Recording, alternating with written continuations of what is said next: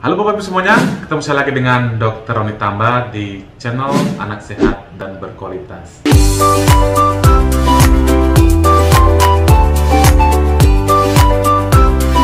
Bapak Ibu semuanya, kali ini saya akan memberikan satu materi, yaitu perlu nggak sih di screening bayi-bayi terhadap anemia atau kekurangan zat besi. Kan sekarang itu lagi tren bahwa bayi-bayi diberikan suplementasi zat besi. Di satu sisi banyak juga Bapak Ibu atau khususnya orang tua yang mengkhawatirkan, bener nggak sih anak saya ini mengalami anemia atau kekurangan zat besi. Nah, ada nggak sih cara untuk melakukan pemeriksaan apakah benar anak saya ini mengalami yang namanya kekurangan zat besi atau anemia karena kekurangan zat besi. Untuk menjawab keraguan orang tua ini, maka saya akan berikan jawabannya tentang apakah bayi perlu dilakukan screening terhadap anemia karena kekurangan zat besi.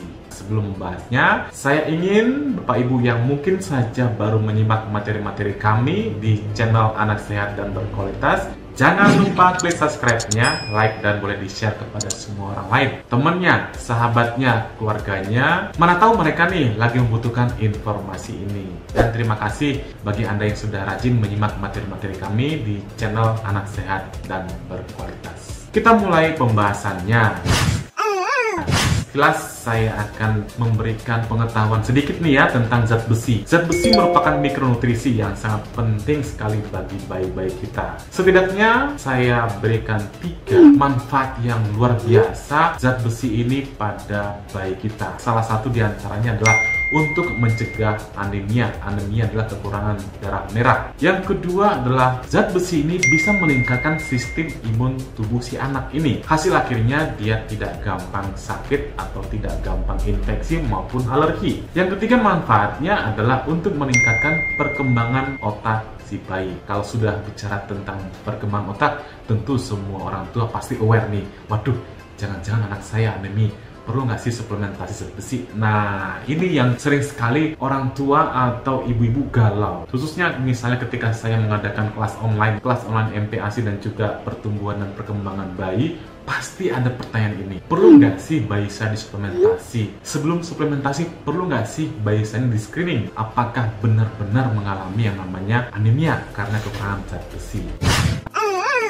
Dari mana sih bayi kita tuh mendapat zat besi? Kalau misalnya dia itu usia 0 sampai 6 bulan, sebenarnya didapat oleh bayi kita kan ketika mereka dalam kandungan. Tentu dalam kandungan berarti dari ibunya. Ibunya itu selama hamil apakah mendapatkan asupan nutrisi yang baik? Apakah mendapatkan yang namanya tablet zat besi? Coba diingat-ingat, ibu-ibu semuanya ketika hamil pasti diberikan oleh bidan atau dokter yang namanya tablet zat besi. Kurang lebih diberikan 90 biji atau selama 3 bulan.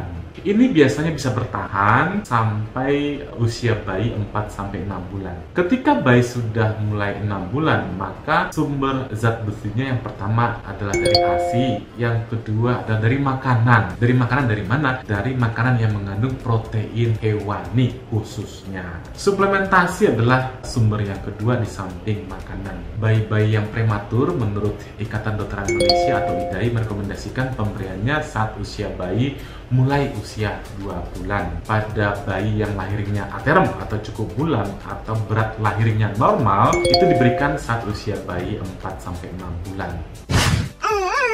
Terkait suplementasi adalah pemberian zat besi pada bayi. Apakah memang bayi kita ini perlu dilakukan yang namanya screening anemia kekurangan zat besi atau tanpa dilakukan screening? Nah, kita lihat apa sih screening itu. Screening adalah pemeriksaan laborat. Pemeriksaan laborat artinya yang diambil darahnya si bayi. Nanti biasanya pemeriksaan kadar zat besi itu akan diambil darahnya untuk diperiksa. Yang pertama hemoglobin. Hemoglobin nanti ada parameternya, apakah anak ini hemoglobinnya itu sesuai dengan usia dan jenis kelamin. Kalau misalnya di bawah usianya, di bawah standar usianya, maka dikatakan anak anemia ya. Pemeriksaan yang berikutnya adalah kadar zat besi serum atau yang paling sering diperiksa adalah ferritin serum. Dan yang ketiga adalah TIBC atau Total Iron Binding Capacity. Yang paling sering diperiksa adalah hemoglobin dan juga kadar ferritin serumnya. American Academy of Pediatry itu merekomendasikan bayi-bayi antara usia 9 sampai 12 bulan dilakukan pemeriksaan screening anemia. Kalau bicara tentang screening anemia, berarti yang diperiksa adalah hemoglobinnya. Nanti dari sana apabila bayi kita anemi, maka akan melakukan pemeriksaan lebih lanjut. Kira-kira apa penyebab dari bayi anemia ini? Bisa misalnya dia autoimun, bisa karena kekurangan zat besi, bisa juga karena banyak hal, misalnya thalassemia dan lain sebagainya. Jadi AAP merekomendasikan screening anemia diberikan atau dilakukan pada bayi kita minimal 1 kali saat usia 9 sampai 12 bulan. Dari literatur lain, dari publikasi AAP juga, itu dikatakan untuk screening ferritin serumnya atau pemeriksaan kadar ferritin dalam serum si bayi ini sebaiknya atau paling bagus dilakukan saat usia 15 sampai 18 bulan. Nah, alasannya apa? Alasannya ternyata karena kadar serum ferritin bayi itu mulai sangat signifikan turunnya antara usia 15 sampai 18 bulan. Jadi pada saat itu direkomendasikan untuk melakukan screening terhadap kadar ferritin serum si anak.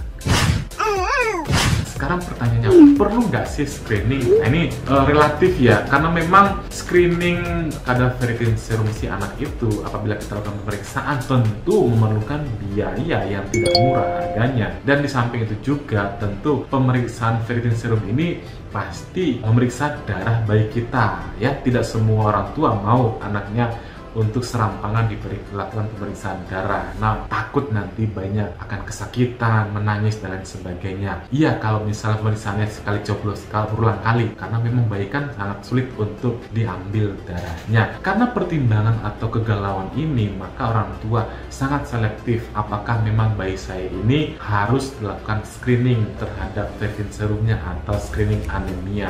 Nah, ingatlah, jika ditanya perlu ya perlu, tapi khususnya pertimbangan jika pada anak Anda ada faktor risiko. Faktor risikonya apa? Faktor risiko terjadi yang namanya anemi. Misalnya bayi kita lahir prematur atau lahirnya itu berat badannya rendah. Atau misalnya bayi kita ini sangat selektif atau picky eater, tidak mau makan makanan yang ada protein hewaninya. Atau orang tua yang cenderung memberikan anaknya vegetarian. Ini adalah salah satu faktor di mana anaknya ini akan menjadi anemi. Atau misalnya jika jelas-jelas ada tanda atau gejala anemi pada anak kita. Gejala tandanya misalnya lemah, letih, lesu, gampang lelah, atau misalnya bayi kita pucat, selera makannya berkurang. Nah, ini bisa dipertimbangkan untuk dilakukan screening atau pemeriksaan anemia atau pemeriksaan ferritin serumnya.